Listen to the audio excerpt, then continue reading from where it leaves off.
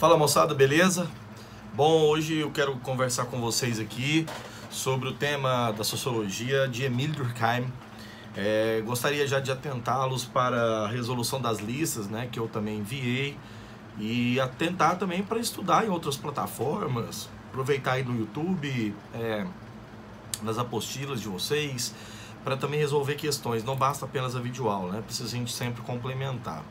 Bom, falaremos então da sociologia clássica e funcionalista de Émile Durkheim. Vamos lá. Bem-vindos à Matrix.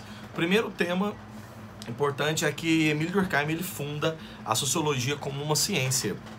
Isso significa considerar que a sociologia ela se torna uma ciência acadêmica a partir da obra dele e não a partir da obra do Auguste Comte.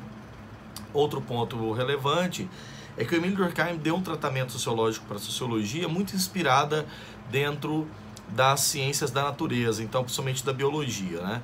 Isso fica muito evidente nos conceitos utilizados por ele, como anomia social, como patologia, que são conceitos derivados dessas ciências naturais, beleza? Bom, primeira coisa importante é o seguinte: o Durkheim publicou algumas obras, né? Eu trouxe elas aqui, tirei aqui da minha biblioteca pessoal. O livro da Divisão do Trabalho Social, de 1893, que é uma obra, a primeira grande obra dele. Depois, As Regras do Método Sociológico, que é um livro que eu diria assim, Émile Durkheim, de um modo geral, ele vai trabalhar com as categorias mais clássicas do seu pensamento, fato social, etc. E o livro O Suicídio, né, que é a obra clássica dele, onde ele vai tratar o fenômeno do suicídio de 3 variadas formas. Bom, de modo geral, é preciso salientar que Durkheim ele tem como método, né, o funcionalismo. Então vamos entrar aqui no tópico 1 da aula, método funcionalista, que trabalha evidentemente categorias específicas que entende a sociedade como um conjunto vivo de instituições que estão integradas. Conjunto vivo de instituições que estão integradas. Então a sociedade para ele é esse conjunto, né? E curiosamente a sociologia ela é a ciência que estuda essas instituições, mas estuda essas instituições como? Entendendo a sua gênese, que é o seu surgimento, e o seu funcionamento, a sua origem e funcionamento. Então é diante desse quadro, né, que a sociologia de Émile Durkheim irá produzir na verdade uma composição bastante interessante, né? Durkheim trata esses temas muitos relacionados a questões relativas a 3 grandes jeitos ou formas que a sociedade pode estar. A coesão social, que seria o estado de compreensão, de funcionamento coeso dessa sociedade. Então as instituições funcionam bem, o corpo social funciona bem, então nós estamos regularmente funcionando. Ao mesmo tempo, você tem uma sociologia que trabalha a categoria de patologia, patos, doença, né, sentimento e tal. E curiosamente a falta de... vamos usar um conceito melhor aqui. Uma falta de coesão, mas uma falta de organização dessas instituições sociais, perfeito? E por fim, o último ponto, a sociedade que está em anomia. E seria uma ausência completa de organismo social. Então, estados anômicos seriam em épocas de mudanças bruscas de sociedade que não funcionam regularmente porque não tem instituições. Patologia é diferente de anomia, porque patologia significa a instituição que não funciona. Já a anomia é quando existe a instituição, né? Desculpa, é quando não existe a instituição, então é uma ausência completa de normas. Nessa maneira de entender a sociedade como organismo vivo, integrada, ele também definiu, parte 2 da nossa aula, o método de pesquisa. O método, como o próprio Émile Durkheim trabalha, são os fatos sociais, fatos esses que são sui generis. Eu preparei um material aqui que trata especificamente dessas definições do Émile Durkheim, e faço até questão de ler para vocês terem uma noção como é que ele define o fato social, para a gente tirar as características, tá bom? Desses fenômenos, né, que ele vai chamar de fatos sociais concretos ou sui generis. Vamos lá? Durkheim, então, assim define, abre aspas, tirado lá do livro As Regras do Método Sociológico. Fatos sociais consistem em maneiras de agir, de pensar e de sentir, exteriores ao indivíduo, e que são dotadas de um poder de coerção em virtude do qual esses fatos se impõem a ele.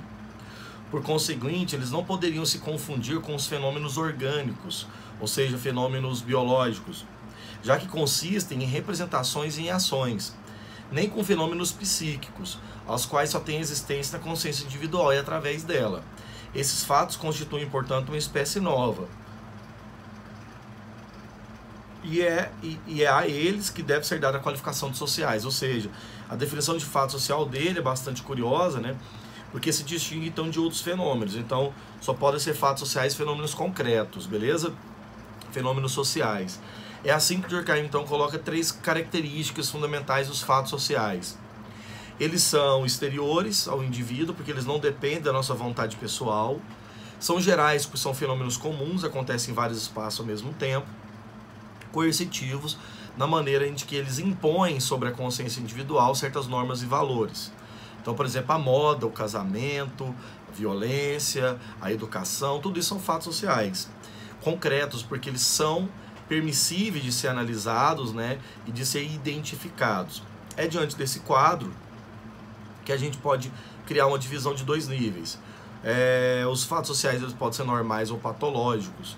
Normais porque eles não extrapolam os limites dos acontecimentos mais gerais de uma sociedade. Então, são os valores de uma maior parte de uma sociedade. Então, fato social normal, por exemplo, ir num supermercado, certo? Normal. Patológico, aquilo que está fora da moral vigente. Então, vamos imaginar uma pessoa que sai nu na rua. Isso é um fato patológico.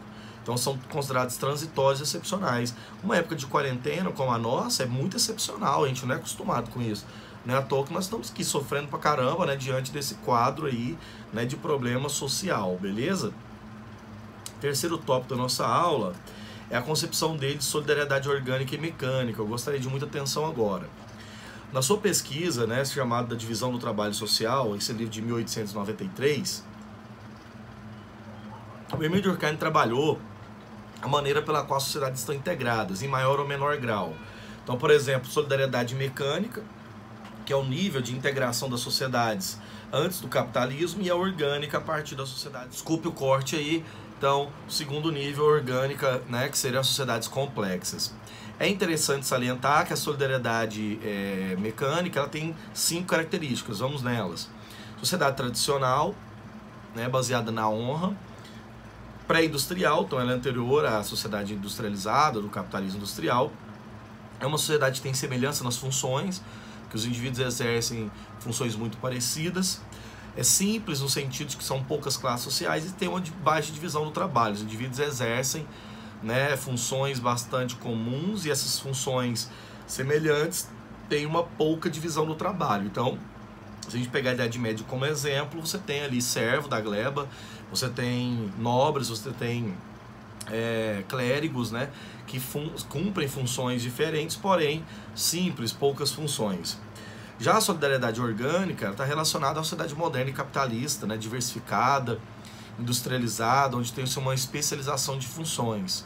E uma alta divisão do trabalho justamente porque ela está relacionada a uma sociedade que tem muitas divisões, né, entre os indivíduos e suas funções. Portanto, isso está relacionado ao nível de integração das sociedades humanas, beleza? É isso, eu vou ficar por aqui, tá em 3 tópicos. Na próxima semana a gente volta para mais temas e um grande abraço para você e bons exercícios. Resolva com cuidado. Abraço, moçada.